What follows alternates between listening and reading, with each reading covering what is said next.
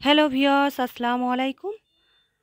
আপনারা নিশ্চয়ই থাম্বনেল দেখে বুঝতে পারছেন রমজানের কিছু স্পেশাল বানাতে চলেছি। দুর্দান্ত স্বাদের এই রেসিপি একবার খেলে আপনারা বাড়িতে বানিয়ে খাবেন বারবার। আর এই রেসিপিটা খুব অল্প সময়ের মধ্যে বানিয়ে নিতে পারেন। মাত্র 4টে ডিম দিয়ে আর পেঁয়াজ দিয়ে এক থালা চপ বানিয়ে নিতে পারেন। তো তার জন্য কি কি উপকরণ লাগছে আর কিভাবে বানাচ্ছি দেখে নিন। প্রথমে 4টে ডিম আমি সিদ্ধ করে নিয়েছি। ডিমগুলো এখন মাঝখান থেকে কেটে আমি 4 ভাগ করে নিচ্ছি। এইভাবে 4টে ডিম সব আমি কেটে নেব। আর এই রেসিপিটা খুবই অল্প সময়ে আপনারা বানিয়ে নিতে পারেন, বেশি কিছু উপকরণ লাগছে না। ব্যাস 4টে ডিম আর কিছু পেঁয়াজ হলেই এই রেসিপিটা আপনারা বানিয়ে নিতে পারেন।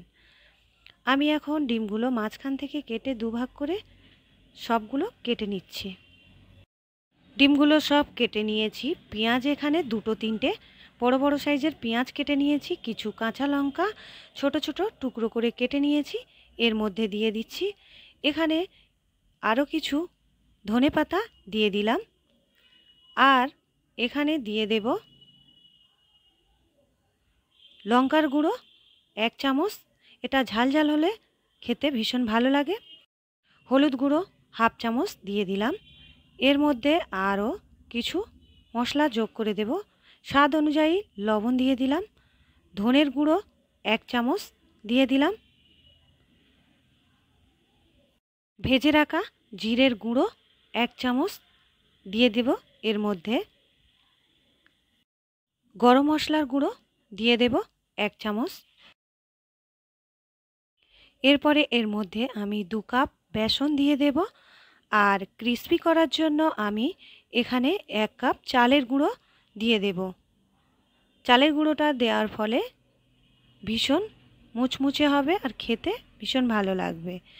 এরপরে সবগুলো আমি ভালো করে হাত দিয়ে মেখে নেব। এখানে আমি কোনো রকম পানি এখন ব্যবহার করছি না।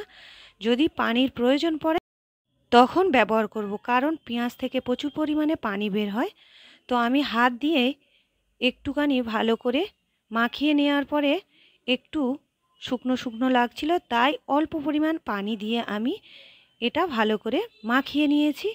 এখন হাতের মধ্যে তেল মাখিয়ে কিছুটা মিশ্রণ নিয়ে নিয়েছি। এরপরে হাতের তালুতে রেখে এটা চাপটা করে নিচ্ছি।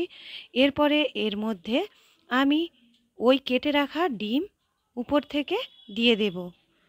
উপর থেকে ডিম দিয়ে আমি এটা ভালো করে মুড়ে দেব। এটা এমনভাবে মুড়তে হবে ডিমটা না যেন দেখা যায়, না হলে তেলে ভাজার সময় ছেড়ে যেতে পারে।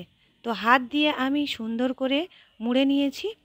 সেম প্রসেসে আমি সবগুলো বানিয়ে নেব। খুবই সিম্পল।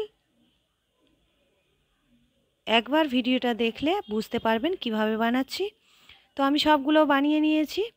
বানানোর পরে এগুলো আমি এখন ভেজে নেব। তার আগে বলে দিই, কোনো নতুন বন্ধু আমার চ্যানেলে প্রথম এলে প্লিজ চ্যানেলটিকে সাবস্ক্রাইব করার অনুরোধ রইল। এরপরে চলুন এগুলো ভেজে নিই। প্রথমে কড়ার মধ্যে তেল দিয়েছি। তেলগুলো বেশ ভালোভাবে গরম করে নিয়েছি। তেলটা গরম হয়ে যেতে এর মধ্যে আমি একটা একটা করে দিয়ে দেব।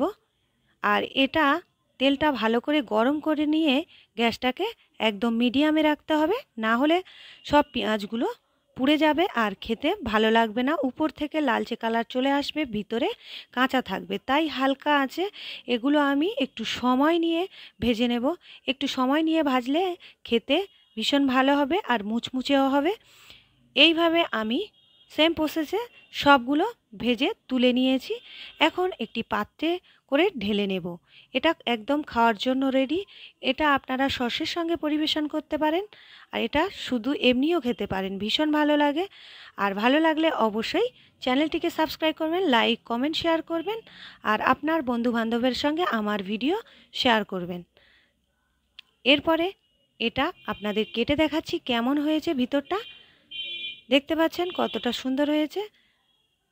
এইভাবে আপনারা বাড়িতে বানিয়ে খেতে পারেন। আর ভালো লাগলে অবশ্যই আমাকে কমেন্ট করে জানাবেন। আর রমজান মাসে এটা স্পেশালভাবে আপনারা বানিয়ে নিতে পারেন। খুবই অল্প সময়ের মধ্যে এটা বানিয়ে নিতে পারেন আর খেতে ভীষণ ভালো লাগে। তাহলে বন্ধুরা এখানেই শেষ করছি। আল্লাহ হাফেজ।